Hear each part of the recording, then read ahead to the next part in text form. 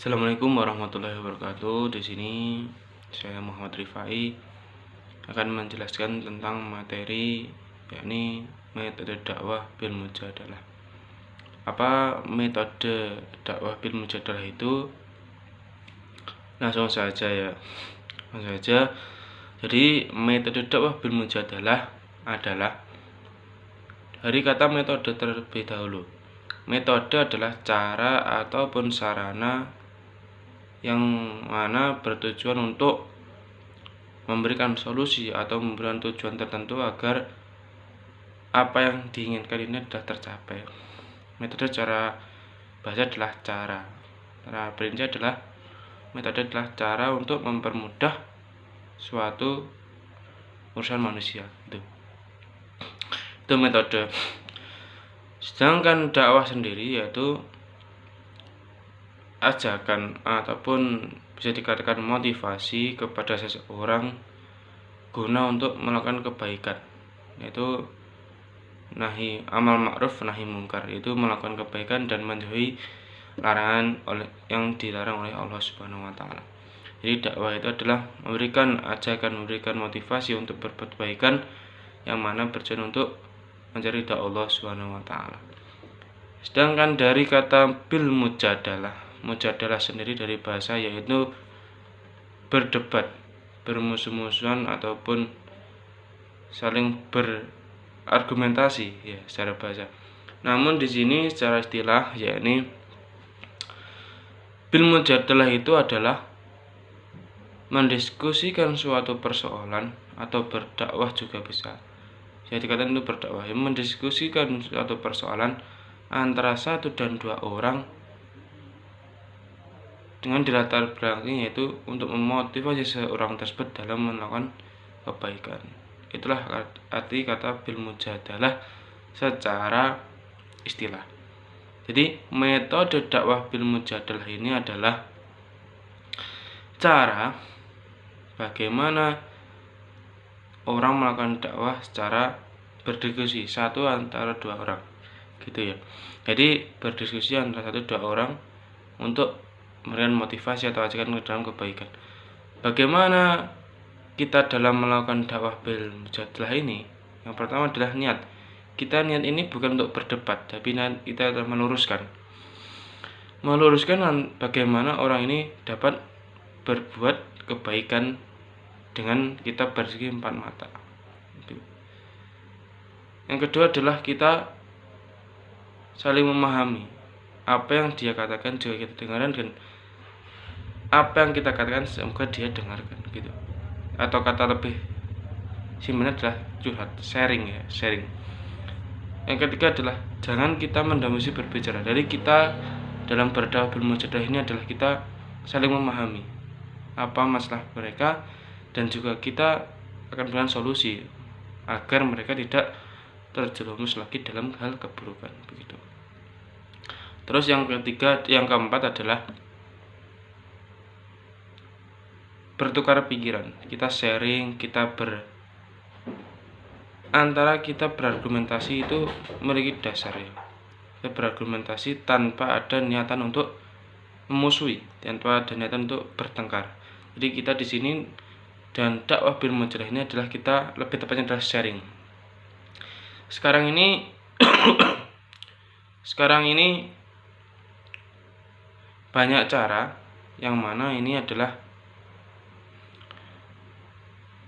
bertujuan untuk dakwah bil mujadalah. Sebenarnya bisa dikatakan dakwah mujadalah. Seperti kita podcast itu dapat dikatakan sebagai dakwah bil mujadalah. Karena apa? Dengan kita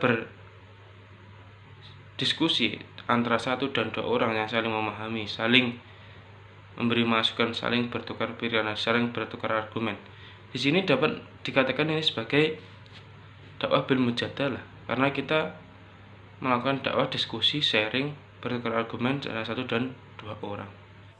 Untuk selanjutnya, poin C, metode dakwah bil mujadalah dengan dialog. Dialog merupakan sebuah percakapan yang di dalamnya terdapat aktivitas berbagi dan bertukar informasi antara seorang konselor dengan klien untuk mengetahui masalah yang sedang dihadapi. Dialog itu juga merupakan sebuah aktivitas pemberian nasihat berupa anjuran-anjuran atau saran-saran dalam bentuk pembicaraan yang komunikatif antara seorang konselor atau mubalik dan klien atau mubalak, yang mana dialognya itu berasal dari seorang mubalak atau klien tadi, disebabkan karena ketidaktahuan atau permasalahan yang sedang dihadapinya. Selanjutnya, menurut Juhana Wijaya, beliau menyebutkan bahwa terdapat 3 teknik dalam dialog. Yang pertama, teknik non-direktif, yang kedua teknik direktif, dan yang ketiga teknik elektrik. Untuk yang pertama, teknik non-direktif. Pada teknik ini seorang mubalik atau konselor tadi meyakini bahwa mubalak atau kliennya itu mampu menyelesaikan masalahnya sendiri, sehingga dari mubaliknya atau konselornya hanya berperan sebagai konselor saja, hanya menerima curahan hati dari mubalak atau klien. Yang kedua, teknik direktif. Teknik kedua ini merupakan kebalikan dari teknik yang pertama, yang mana pada teknik kedua ini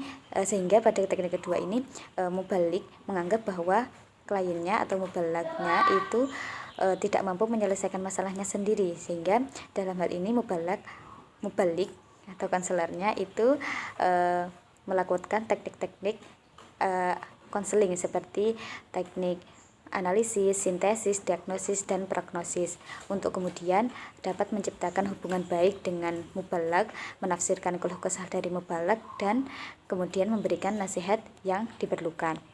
Untuk yang ketiga, teknik elektrik. Teknik elektrik merupakan gabungan dari 2 teknik sebelumnya, sehingga dalam hal ini seorang mubalik dengan sangat fleksibel menggunakan keduanya disesuaikan dengan situasi dan kondisi dialog. Untuk poin selanjutnya yaitu poin D, berdebat dalam Al-Quran. Debat dalam Kamus Besar Bahasa Indonesia itu dapat diartikan sebagai debat merupakan pembahasan dan pertukaran pendapat mengenai suatu hal dan saling memberikan alasan untuk pendapat masing-masing.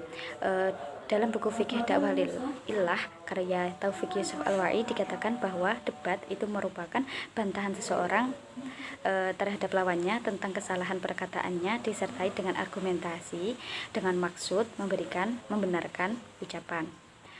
Kebanyakan ulama tafsir itu menjelaskan bahwa debat itu merupakan bukan pilihan utama dalam metode dakwah Islam. Debat dirasa tidak perlu digunakan apabila 2 metode sebelumnya, yaitu metode bil hikmah dan mau'idhah hasanah, itu dapat diterapkan. Meski sebenarnya debat itu memiliki makna dengan konotasi negatif, pada saat tertentu debat itu juga sangat dibutuhkan sebagai perisai yang kokoh untuk mempertahankan kebenaran.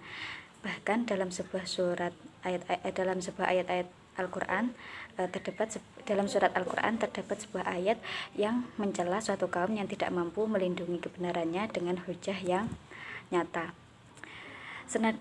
Senada dengan hal tersebut, Ibnu Katsir itu menafsirkan surat An-Nahl ayat 125 bahwa debat itu merupakan salah satu uslub dakwah atau metode dakwah yang dapat ditempuh bagi seorang dai, namun dengan catatan harus dilakukan dengan cara yang baik, dengan lemah lembut, dan dengan tutur kata yang baik.